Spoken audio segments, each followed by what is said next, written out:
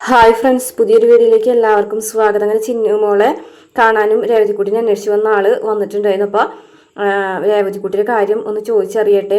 36 വയസ്സുള്ള ഒരാളെ പെൺകുട്ടിയാണ് അവിടെ നിൽക്കണതെന്ന് പറഞ്ഞപ്പോൾ ആ വിവരം ചോദിക്കാൻ വേണ്ടിയിട്ട് സിസ്റ്റർ രേവതിക്കുട്ടിനെ വിളിക്കുന്നുണ്ട്. അങ്ങനെ ചിന്നുമോളായിട്ട് രേവതിക്കുട്ടി സംസാരിച്ച ശേഷം സിസ്റ്റർ പറയുന്നുണ്ട്, ഇങ്ങനെ രേവതിക്കുട്ടിനെ കാണാനായിട്ട് ഒരാൾ ഇന്ന് ഗ്രേസമ്മയുടെ വീട്ടിലേക്ക് വന്നിട്ടുണ്ടായിരുന്നു. പക്ഷെ 36 വയസ്സുള്ളൊരു സ്ത്രീയാണ് അവിടെ നിൽക്കുന്നതെന്നാണ് ഗ്രേസമ്മയും മാമച്ചനും പറഞ്ഞത് എന്ന് പറയാൻ കേട്ടോ. ആ ആൾ വന്നിരിക്കുന്നത് 20 വയസ്സായൊരു കുട്ടീനെ അന്വേഷിച്ചാണ്. അത് അവരുടെ വീട്ടിലെ കുട്ടിയാണെന്നാണ് ആൾ പറയുന്നത്. ആൾ ഇവിടെയും വന്നിട്ടുണ്ടായിരുന്നു എന്നൊക്കെ പറയാൻ കേട്ടോ. അത് കേൾക്കുമ്പോൾ രേവതിക്കുട്ടിക്ക് മനസ്സിലാവാനായിട്ടൊന്ന് മാമച്ചനും ഗ്രേസമ്മയൊക്കെ സംസാരിച്ചത് ഇതുകൊണ്ടായിരിക്കും. പക്ഷെ അത് രേവതിക്കുട്ടിയിൽ നിന്ന് മറച്ചു വെച്ചല്ലോ.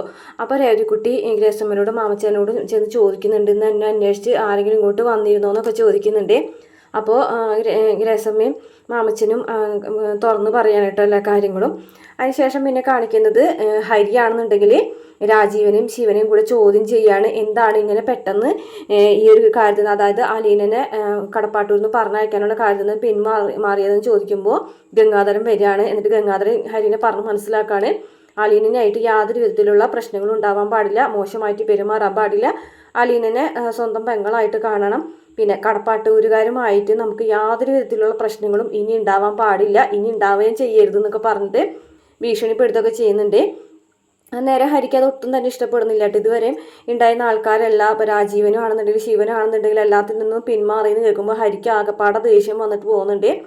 ഇത്രയാണ് ഇന്നത്തെ പ്രമോല് കാണിച്ചിട്ടുള്ളത്. വീഡിയോ ഇഷ്ടപ്പെടുകയാണെങ്കിൽ മറക്കാതെ നമ്മുടെ ചാനലൊന്ന് സബ്സ്ക്രൈബ് ചെയ്ത് സപ്പോർട്ട് ചെയ്യണേ.